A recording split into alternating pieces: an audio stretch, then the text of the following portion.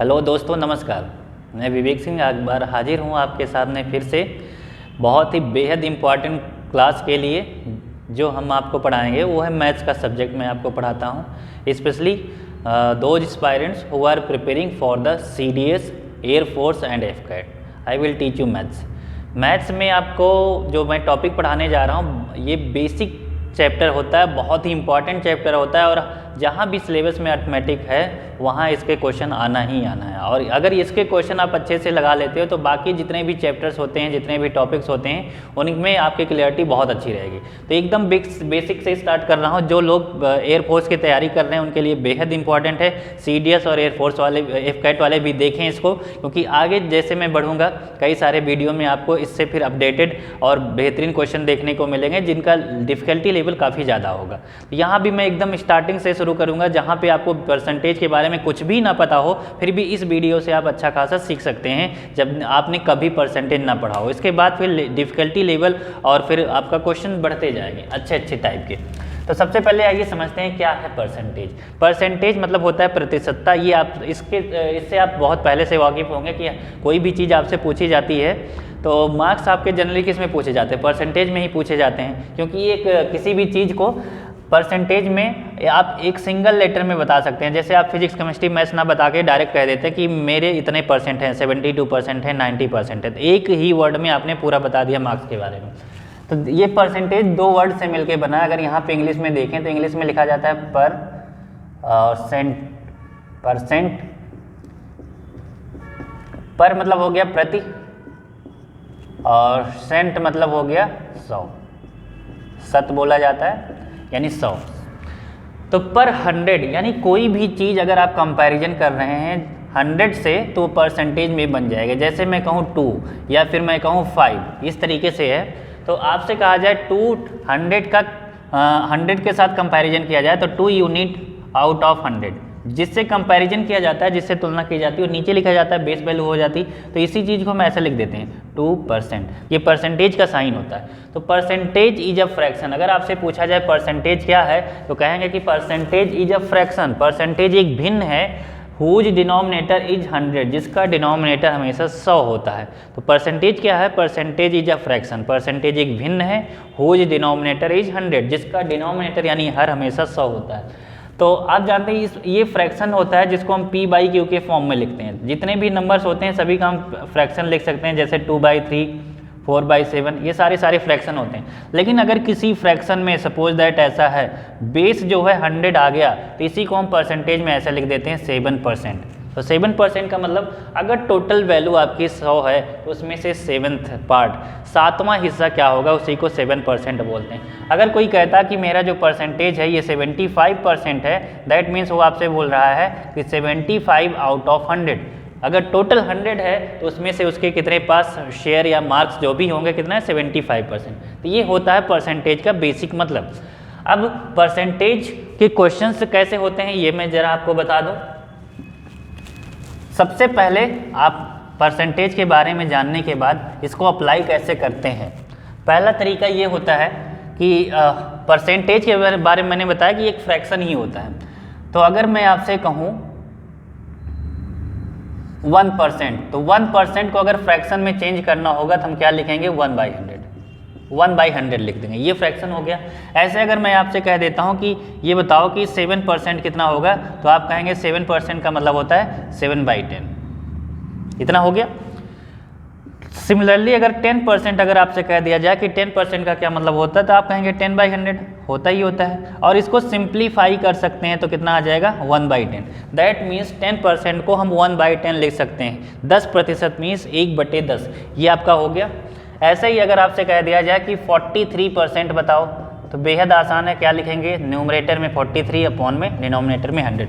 आप देख रहे हो जितना भी इसका डिनोमिनेटर है सब में अपॉन में 100 लिखा गया, क्योंकि परसेंटेज यहाँ पे था ना, इसीलिए। इस तरीके से किसी भी चीज़ का परसेंटेज का फ्रैक्शन में कन्वर्ट कर सकते हैं। तो 25% अगर आपसे बोला जाए तो आप लिखेंगे 25 अपॉन में 100। इसको कट करेंगे कितना आ जाएगा 1/5 आ जाएगा। तो 25% मीन्स होता है 1/5, ये फ्रैक्शन है। 1/5 का मतलब क्या हो गया, 1 आउट ऑफ 5, 5 में से एक हिस्सा यानी 5वां हिस्सा अगर बोला जाए तो उसी को हम 20% बोलते हैं, या 20% आपका हो जाएगा। तो ये रही इस परसेंटेज से फ्रैक्शन में लिखने का तरीका, कैसे कन्वर्ट करते हैं परसेंटेज को फ्रैक्शन में। तो बेसिक ये आपने स्कूल टाइम में भी पढ़ा होगा। अगर ये सब बेसिक्स आपको अच्छे से आता है, क्लियर है, तो आगे जो अच्छे अच्छे क्वेश्चन कराने रहेंगे उसमें आपको कोई प्रॉब्लम नहीं होगी। तो पहला ही चीज़ हमने यहाँ से क्या सीखा, परसेंटेज को कन्वर्ट करना, परसेंटेज टू फ्रैक्शन, परसेंटेज को फ्रैक्शन में बदलना। परसेंटेज मतलब प्रतिशत, प्रतिशत को भिन्न में बदलना। फ्रैक्शन मतलब क्या होता है, भिन्न होती है, प्रतिशत को भिन्न में बदलना। तो अभी आपने देख ही लिया कि जितना भी, जैसे ए है, A% अगर आपसे कहा जाए तो आप लिखेंगे A/100, इस तरीके से लिखेंगे।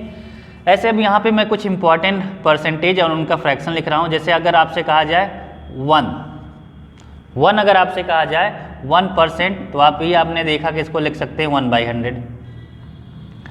10%, और डायरेक्ट इसका फ्रैक्शन लिखिए 1/10, कैसे आया, 10/100 लिखेंगे। ऐसे अगर मैं कहूँ 20%, तो ये क्या लिखेंगे 1/5। कैसे पता चल गया, 20% मीन्स 20/100 लिखेंगे, फिर 5 लिख देंगे, ये हो गया आपका। तो इस तरीके से परसेंटेज, यहाँ से परसेंटेज हटता है तो अपॉन में क्या आ जाता है, 100 आ जाता है। जैसे अभी मैंने आपको बताया था कि अगर आपको लिखना है 37%, तो ये जो परसेंटेज का साइन है इसको अगर आप हटाएंगे तो आपको 37 लिखना पड़ेगा, लेकिन अपॉन में यानी बटे में इसके क्या लिख देना, 100 लिख देना। तो ये परसेंटेज को फ्रैक्शन में लिखने का तरीका हो जाएगा। ठीक है, इतनी बात समझ में आई होगी। अब दूसरी बात आप ये समझिए कि अगर फ्रैक्शन दे दिया जाए और कह दिया जाए कि उसको परसेंटेज में बदलिए, यानी भिन्न मिले आपको और उसको परसेंटेज में बदलना हो, तब हम कैसे लिखेंगे। अब हम लोग क्या सीखेंगे, फ्रैक्शन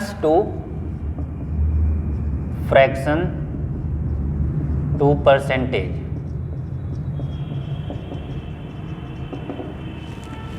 फ्रैक्शन से परसेंटेज में बदलना, भिन्न को प्रतिशत में बदलना, ये चीज़ हम लोग सीखने जा रहे हैं। जैसे अगर मैं आपसे कहता हूं कि ये बताइए कि 1/10, यही है 1/10, ये एक फ्रैक्शन है जिसमें p/q के फॉर्म में लिखा गया है। इसका न्यूमरेटर यानी अंश कितना है, 1 है, इसका डिनोमिनेटर यानी हर कितना है, ये 10 है। तो इसको प्रतिशत में कैसे बदला जाए। तो कोई भी फ्रैक्शन आपके पास हो, अगर उसको परसेंटेज में बदलना है तो आपको कुछ करने की ज़रूरत नहीं, केवल इसमें 100 से मल्टीप्लाई कर दीजिए और फिर परसेंटेज का साइन लगा दीजिए, बदल जाएगा प्रतिशत में। ये इससे कट जाएगा, कितना आ जाएगा, 10%। अभी आपने देखा भी था कि 10% की वैल्यू 1/10 होती, तो यही तरीका होगा। जैसे मैं अगर आपसे कह देता हूँ 2/5, 2/5 एक फ्रैक्शन है, तो 2/5 फ्रैक्शन है, इसको परसेंटेज में बताइए कितना होगा। तो आप लिखेंगे 2/5 और इंटू 100 करेंगे, साथ ही साथ ये परसेंटेज का साइन लगा देंगे। अब यहाँ से ये 5 से कटेगा कितनी बार, 20 टाइम्स, 20 का डबल कितना हो जाएगा, 40 हो जाएगा, 40%। दैट मीन्स 2/5 को हम सीधे सीधे क्या लिख सकते हैं, 40% लिख सकते हैं, 40% लिख सकते हैं। अब देखिए ये 100 यहाँ पे जो लगाया जा रहा है, तो परसेंटेज लिख के इसको बैलेंस कर दिया जा रहा है। क्यों, क्योंकि आपको पता है कि 1% की वैल्यू कितनी होती है, 1/100। तो यहाँ पे जो लिखा था, जैसे लिखा था कि 2/5 और फिर आपने कहा कि 100 से मल्टीप्लाई कर दिया, तो इसको बैलेंस करने के लिए हमने परसेंटेज लिखा था। अगर ये परसेंटेज ना लिखा जाता तो इसकी जगह पे हम 1/100 लिख देते, तो ये इससे कट जाता, तो आपकी केवल फ्रैक्शन बची रह जाती बस। तो यहाँ पे कोई फ़र्क नहीं पड़ता, उसी बैलेंस बराबर करने के लिए जितना भी आपके पास फ्रैक्शन मिलेगा उसमें पहली बात तो आपको 100 से मल्टीप्लाई कर देना है, फिर परसेंटेज का साइन लगा देना, प्रतिशत बदल जाएगा। सिंप्लीफाई करने के बाद जो आ जाता है वही हो जाएगा। जैसे 2-3 और देख लेते हैं। यहाँ पे मैं आपसे कह दूं कि अगर आपके पास है 3/8, इसको परसेंटेज में कन्वर्ट करिए, कितना होगा इसका प्रतिशत में मान। तो आप कहेंगे सिंपल है, हम क्या करेंगे, 3/8 में 100 से मल्टीप्लाई कर देंगे। 100 से मल्टीप्लाई किया और बना दिया परसेंटेज। ये 4 से कटेगा, 4 2 जा 8 और ये 25 4 जा 100 होता है, 25 चौके 100। 25 का 3 गुना आप करेंगे तो कितना आ जाएगा, 75/2, इतना परसेंट। तो चाहे तो आप 75/2% लिख सकते हैं। अगर इसको पॉइंट में या फ्रैक्शन में बनाना हो तो अगर पॉइंट में लिखना चाहते हैं तो ये हो जाएगा 37.5%, डिवाइड कर देंगे 2 से तो 37.5% आ जाएगा। तो 3/8 जो लिखा था इसकी परसेंटेज में वैल्यू कितनी हो जाती है 37.5। ऐसे आप किसी भी फ्रैक्शन को आसानी से परसेंटेज में बदल सकते हैं। अब रही बात परसेंटेज और फ्रैक्शन की इम्पोर्टेंस इतनी ज़्यादा क्यों है? इम्पोर्टेंस इसलिए क्योंकि बहुत सारे ऐसे परसेंटेज होते हैं जो ज़्यादातर कॉम्पिटिटिव एग्जाम में पूछे जाते हैं। और आप भी अगर एनडीए उसके सीडीएस एयरफोर्स या एफकैट के क्वेश्चंस लगाओगे तो आपको परसेंटेज में ऐसे फ्रैक्शन मिलेंगे जो बार बार रिपीट होते होंगे। तो कुछ इंपॉर्टेंट है जो एग्जाम वाले बहुत ज़्यादा पूछते हैं, तो उनको थोड़ी सी आपको प्रैक्टिस करके रखना है, क्योंकि वो हर चैप्टर में आपके काम आएंगे। ज़रूरी नहीं कि आप परसेंटेज में पढ़ेंगे, वो आपको प्रॉफिट लॉस में मिल सकते हैं या किसी और भी चैप्टर में मिल सकते हैं। तो परसेंटेज आप पढ़ेंगे तो प्रॉफिट लॉस वगैरह जितने भी चैप्टर मिलने वाले हैं उन सब में इनका यूज हो सकता है। तो प्रतिशत तो आपको हर जगह देखने को मिलेगा। तो आइए देख लेते हैं वो इम्पॉर्टेंट कौन कौन से हैं।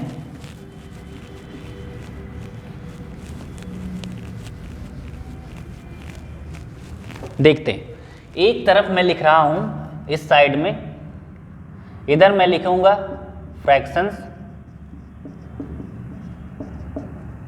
और इधर इसका लिखेंगे परसेंटेज।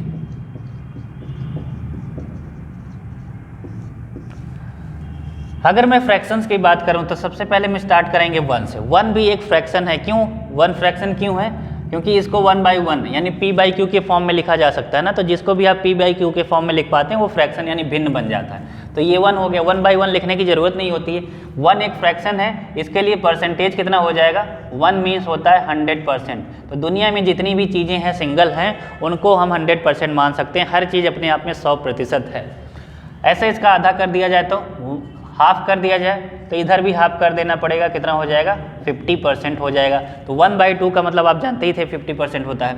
ऐसे 1/3 1/3 कर दिया जाए तो इधर भी इसका थर्ड हो जाएगा। कितना हो जाएगा थर्ड? 33 1/3%। ये हो गया। तो 100%, 50%, 33 1/3%। यहाँ पे क्या बनता जा रहा है? 1 1/2 1/3। इसके बाद ऐसे नेक्स्ट लिखते हैं 1/4 का नंबर अब आएगा। 1/4 को आप कन्वर्ट करोगे परसेंटेज में तो आपको पता है 20% आता है। लिख दिया जाए यहाँ पे 20%। ऐसे 1/5 अगर लिखा जाए तो इसमें 100 से मल्टीप्लाई करके आप परसेंटेज में बदल सकते हैं। कितना आ जाएगा नेक्स्ट? 25%। इतना हो गया, 1/5 हो गया। अब बाकी के मैं इधर लिख देता हूँ, एक और इधर लिख देते हैं 1/6 है। 1/6 ये इंपॉर्टेंट है क्योंकि इतना तो आपको पहले से ही पता रहा होगा कि 1 को 100%, 1/2 को 50%, 1/3 को 33 1/3% लिखते हैं और 1/4 को 20% लिखते हैं। 1/5 25। 1/6 क्या होगा? ये सबसे ज़्यादा आपको क्वेश्चंस में देखने को मिलेगा। तो 16 2/3, 16 सही 2/3% किसको लिखा जाता है? ये 1/6 को लिखा जाता है। 1/6 मतलब अगर आपसे कहा जाए 1/6 दैट मीन्स आपके पास 6 रुपये हैं, उसमें से 1 रुपये अगर कोई मांग रहा है तो एक्चुअल में वो कितना मांग रहा है? 16 सही 2/3% मांग रहा है। 1/6 पार्ट मांगने का मतलब हो गया 16 2/3% आपसे मांगा जा रहा है। ऐसे इधर मैं लिख देता हूँ थोड़ा सा। 1/6 के बाद किसका नंबर आएगा? 1/7 का। 1/7 के लिए क्या लिखेंगे परसेंटेज? 1/7 के लिए होता है, आप कन्वर्ट कर लेना घर पे, 14 2/7%। 1/7 का क्या मतलब होता है? 14 सही 2/7%। ऐसे 1/8 के लिए लिखेंगे तो 1/8 के लिए कितना हो जाता है? 12.5%। फिर 1/9 ये आपका हो जाएगा 11 1/9%। 11 सही 1/9%। अब 1/9 के बाद बनेगा 1/10। इसको क्या लिख सकते हो? इसको आपको पता ही है कि 1/10 का मतलब होता है 10%। 10% हो गया। एक और लिख लेते हैं 1/11। इतनी ही आपको सबसे ज़्यादा ज़रूरत पड़ने वाली है। तो 1/11 को लिखते हैं 9 1/11%। 9 सही 1/11%। तो इतने आपके इम्पॉर्टेंट परसेंटेज हैं जिनकी सबसे ज़्यादा क्वेश्चन में ज़रूरत होती है। इसके अलावा भी कुछ होते हैं लेकिन वो उतने ज़्यादा इंपॉर्टेंट नहीं, ज़्यादातर आपको यहीं से देखने को मिलेंगे। तो ये वाला पूरा आपको याद रहा होगा। 2-4 हैं जो आपको याद करने की ज़रूरत है, लेकिन आपको मगअप नहीं करना है। आपको इसको 2-3 बार अपने मन से लिखेंगे, याद हो जाएगा। बाकी क्वेश्चन की प्रैक्टिस करते करते लगाते लगाते याद हो जाएगा। 1/6 का 16 2/3% ये याद रहना चाहिए। 1/7 का मतलब 14 2/7% होता है, ये आपको याद रहना चाहिए। 1/8 12.5%, ये तो सबको पता ही होगा। 1/9 को अगर परसेंटेज में कन्वर्ट करोगे तो 100 से मल्टीप्लाई कर दोगे इसमें, उसके बाद ये बनेगा 11 सही 1/9%। फिर 1/10 है तो इसका 10% बन जाएगा। 1/11 को क्या लिखते हैं, 9 1/11%। तो कहीं ये परसेंटेज दिखे तो उसकी जगह पे हम ये फ्रैक्शन भी यूज कर सकते हैं, या हमें कहीं पे ये फ्रैक्शन दिखता है तो उसकी जगह पे ये परसेंटेज यूज कर सकते हैं। तो ये आपका कन्वर्जन में काम आएगा, कहीं ज़रूरत पड़ती है तो उसके लिए हम यूज कर सकते हैं। तो ये रही परसेंटेज की बेसिक बात। अब देखिए इसी से मिलता जुलता हम कुछ क्वेश्चंस यहाँ पे लगाएंगे। आइए परसेंटेज का एक क्वेश्चन मैं लिखने जा रहा हूँ जिसमें आपको बताना होगा कि कैसे सॉल्व करना है। इसको नोट कर लिया होगा।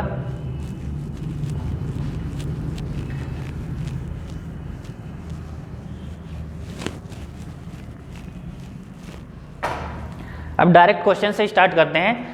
जो क्वेश्चंस ज़्यादातर पूछे जाते हैं वहीं से सीधे मैं स्टार्ट कर रहा हूँ। जैसे एक सिंपल सा क्वेश्चन मैं लिखता हूँ आपके सामने। क्वेश्चन ये है, Amit is 20% taller. Amit is 20% taller than Rakesh. Amit is 20% taller than Rakesh. Then how much percent Rakesh is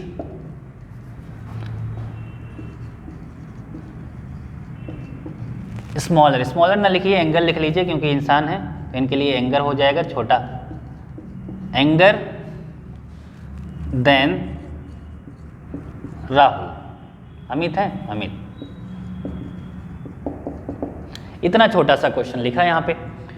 सबसे बेसिक क्वेश्चन कह रहा है Amit is 20% taller than Rakesh. Amit और राकेश दो लोग हैं, इनमें कंपैरिजन करके बताया गया, तुलना की गई है कि अमित जो है राकेश से 20% ज़्यादा लंबा है। फिर अगर राकेश से ज़्यादा लंबा है तो इसका मतलब राकेश छोटा होगा। तो आगे वही पूछ भी रहा है, Rakesh is younger than Amit by how much percent, कितना प्रतिशत जो है राकेश, यंगर मतलब हो गया छोटा होना, अमित से कितना प्रतिशत छोटा हो जाएगा। अगर अमित राकेश से बड़ा है, 20% ज़्यादा बड़ा है, तो राकेश छोटा होगा, तो कितना छोटा होगा वो भी आपसे परसेंटेज में पूछ रहा है। तो कैसे लगाएंगे देखिएगा इस क्वेश्चन को।